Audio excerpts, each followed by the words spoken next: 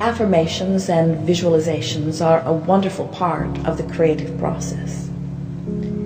We like to describe the creative process as a three-step process. And most people don't initially see it quite this way, but once you get a sense of this, your creations come into place often much more quickly. Step one is where you ask for what you want. It's where the contrast helps you to define what it is you want.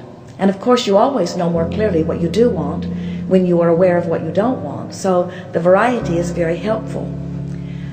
In that contrasting experience, these rockets of desires literally shoot forth from you. Step two is Source answers your request. So step one happens without you needing to worry about it or work on it, because life just provides enough variety that desires are naturally born from you. And Source follows that rocket of desire and literally becomes it. When life causes you to ask, it is given. But what happens is, you're asking often from your place of knowing more clearly what you don't want.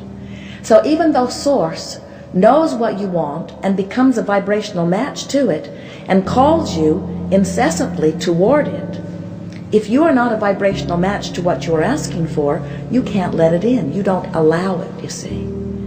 So step three of the process is you must be a vibrational match to your desire. In simpler terms, you can't feel the need for money and the discomfort of lack of money and let the money in. It's a different vibration. If you feel poor, you can't become prosperous even though you're asking for prosperity and even though Source has lined it up for you. You have to be a vibrational match to what you're asking for. And that's why it is so important that you pay attention to the way you feel and you keep reaching for improved feelings of relief so that you can, by reaching for better feelings, coach yourself into vibrational alignment with the very things that you are asking for.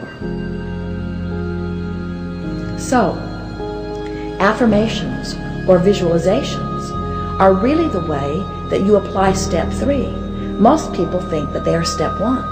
They think that the affirmation or the visualization is how I ask the universe for what I want. But you've already asked the universe for what you want through the living of life, through the feeling of contrast, through the launching of the rockets of desires. And Source has already answered what you want. The solutions to your problems have already been given. The answers to your questions have already been given. But you must find a way to make yourself to them. And so when you speak an affirmation, when you say, it is my desire to achieve this, and I see myself already having achieved it. Even though at first, when you speak the affirmation, you may not believe it. In time, as you speak it, you come into the allowing of it. And of course, there are many people speaking affirmations who are not receiving what they are speaking because they're using words and wanting the words to make it so. But the universe does not respond to your words. The universe responds to your vibration. And your emotions indicate what your vibration is. So if we were standing in your physical shoes, we would use affirmations to talk ourselves into better and better and better feeling places.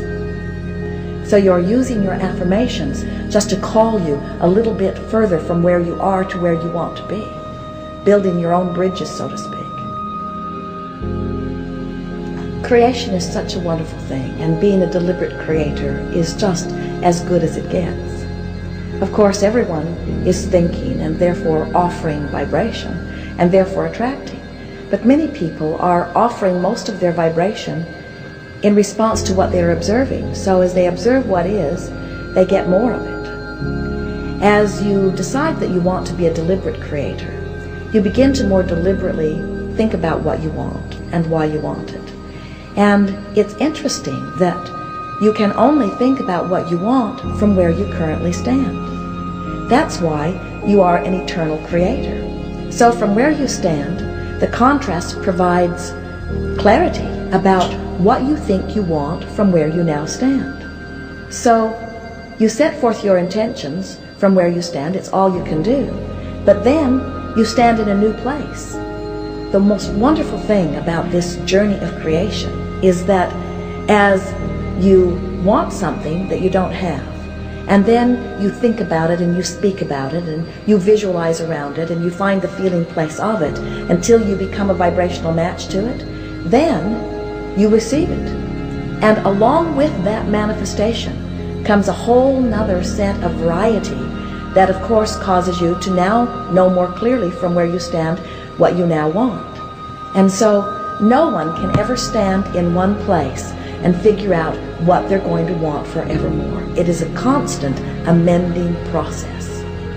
So what you do is you appreciate what is right now, while from your now perspective you continue to amend your decisions about what you now want. And this prolific universe, this abundant universe, you have at your fingertips the energy that creates worlds. There is nothing that you cannot be or do or have, but you can never figure out what you will always be or always have or always do from any one place. It will constantly evolve. That's why this journey is so delicious.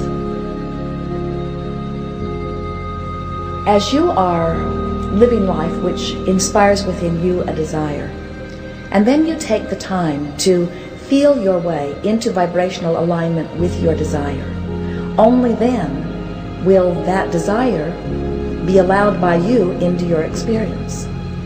So once you allowed it, then if you see others who have not yet figured out how to allow it, you may realize that you can help them by teaching through the clarity of your example that appreciation and feeling good is what puts you in the place of allowing good things to come to you. But if you should see them and then feel bad that they have not yet allowed it, now you have changed your energy and now you are no longer a vibrational match to what you had allowed either. So feeling bad for others who have not figured it out only causes you to release it from your experience also.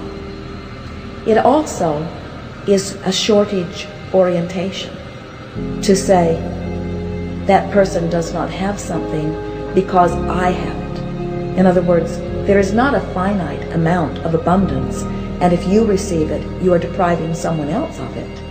In fact, the opposite is true. When you let the contrast that everyone has surrounding them provide you with an idea of what you want, and then you line up with the idea so that you are in vibrational integrity with this idea or desire, now it must be realized by you. And that is such a wonderful example to offer for others. But if you believe that there is only so much to go around, and you are getting it, first of all, you could not let yourself receive it under those conditions, you see. You must know that there is enough for everyone. And those who are not allowing it into their experience are not being deprived of it because someone else did allow it into their experience. You would never say, I have been well for the last 20 or 30 or 40 or 50 or 60 or 70 years, and I am so well, and those people over there are sick. I think I will be sick for a few years to allow some of those sick people to be well. You don't look at it that way because you know you're not using up the wellness and depriving them of it. And you are not using up the abundance and depriving them of that either.